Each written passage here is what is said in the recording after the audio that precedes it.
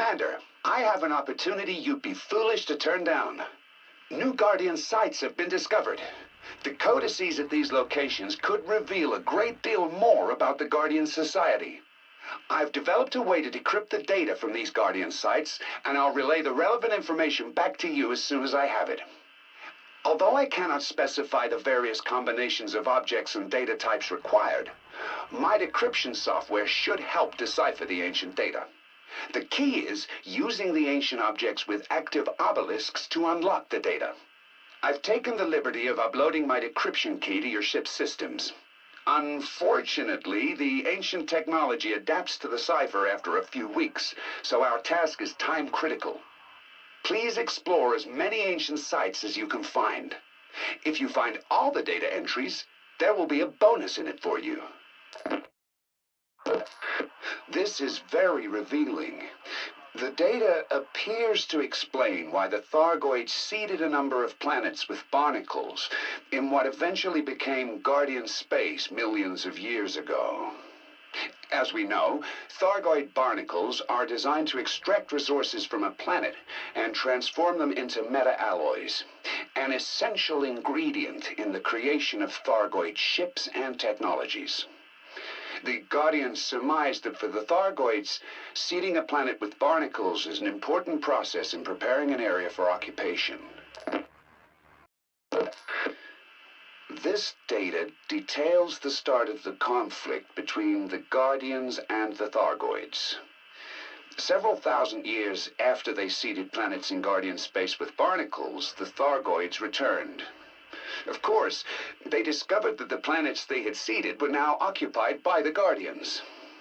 The Thargoids immediately launched an assault, making no effort to communicate with the Guardians. This tallies with the Thargoids' behavior in human space.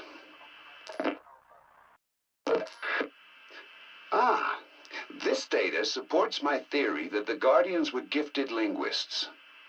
At some point after the war with the Thargoids began, the Guardians were forced to make a partial retreat.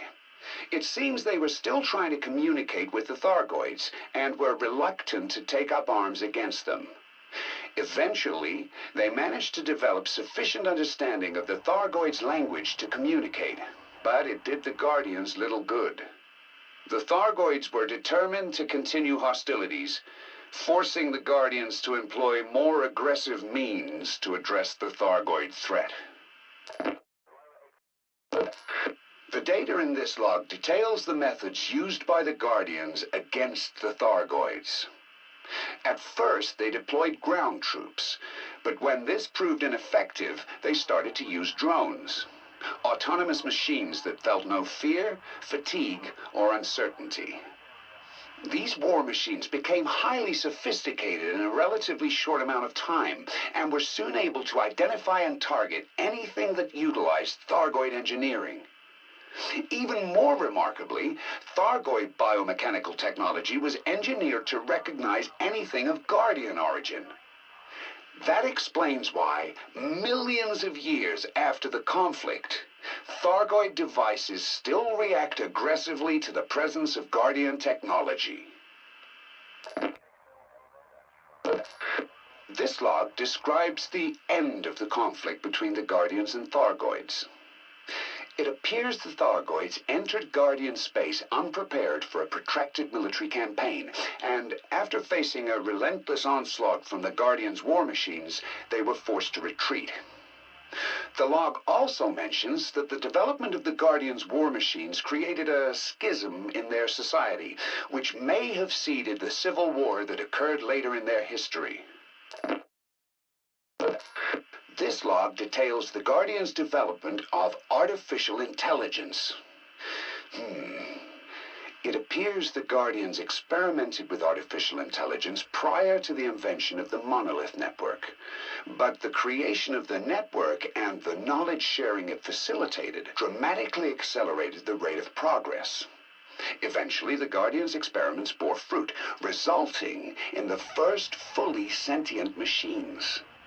These constructs were seen as a means to enhance the Guardians' technological mastery, and were integrated into various aspects of their society.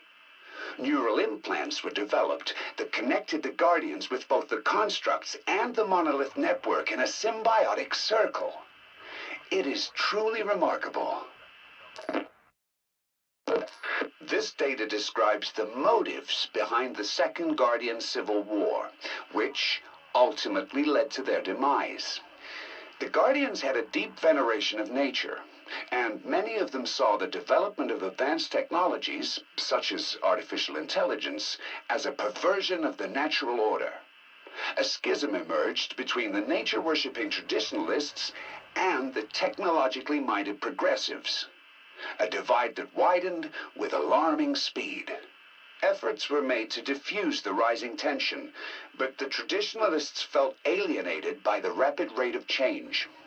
Artificial intelligence and the development of the monolith network became scapegoats for all manner of social ills, and the traditionalists began to clamor for a return to simpler times. Ultimately, the ideological divergence proved insurmountable.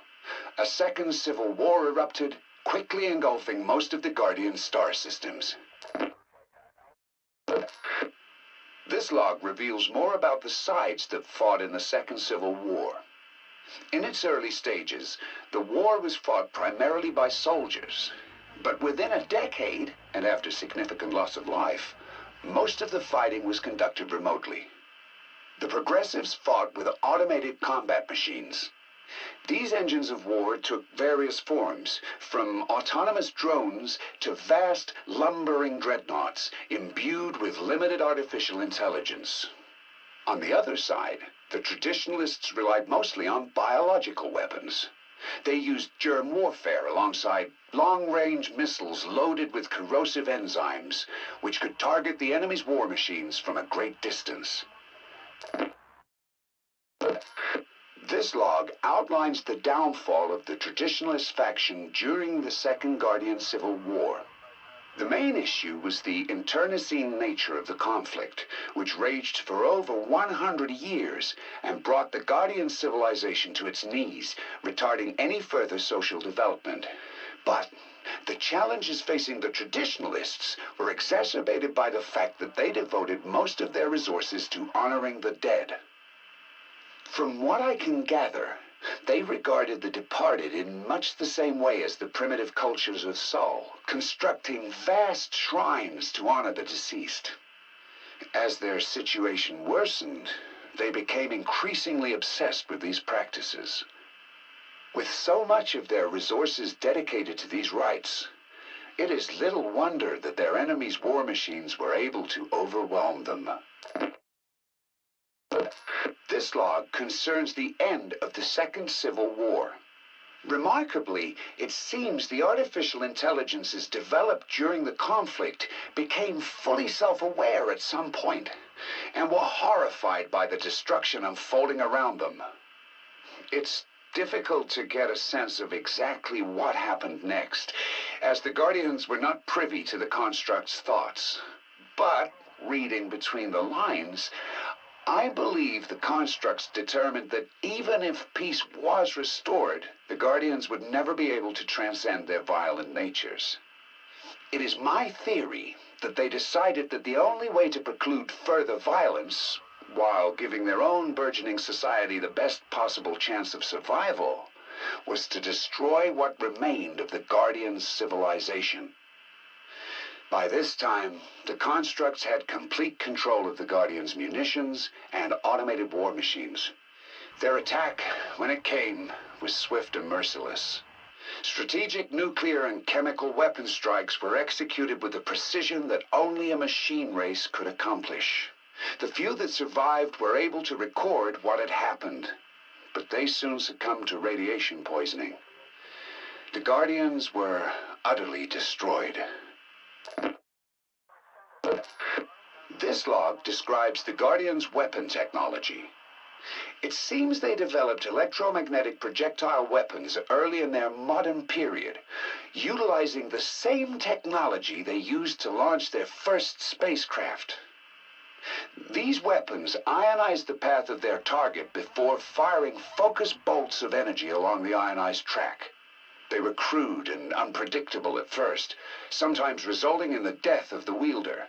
But once the Guardians learned to regulate the ionization process, they became more stable. This data relates to Guardian shield technology. Of course, I already knew they had developed extremely effective shields, capable of protecting entire cities and even withstanding orbital bombardment. And I was aware that their shields were effective against both laser weapons and kinetic projectiles. But it is remarkable to consider that this technology was developed millions of years ago, relatively early in the Guardian's evolutionary timeline. This data provides further insights into the Guardian's ship technology. We already know how ecologically conscientious the Guardians were, and of their assiduous avoidance of rockets and fossil fuels. So it isn't surprising to discover that their first spacecraft were fired into space with electromagnetic launchers. Of course, this was an imperfect system that did not allow pilots to adjust their course after launch. Over time, the Guardian's starships became much more sophisticated, but their approach to space travel remained rooted in a respect for the natural world, and their interplanetary expansion was fueled by clean nuclear fission and fusion. Their ships could travel at speeds approximating those of our own present-day craft. Unfortunately, the data includes no schematic information, so it seems likely that the details have been lost. It's a shame. I'm sure the Pilots Federation would have liked to know more about the Guardian spacecraft. This data concerns the automated defense systems found at Guardian sites. You may have already encountered them. The data indicates that these Sentinels date from sometime prior to the Second Guardian Civil War. They are designed to respond aggressively to any unauthorized activity around the ruins. If you are forced to defend yourself, kinetic weaponry would be your best form of attack, since the Sentinels have no shields. Destroying them is, of course, regrettable, but Sentinel weapon parts and wreckage are of considerable value, so the loss is not significant.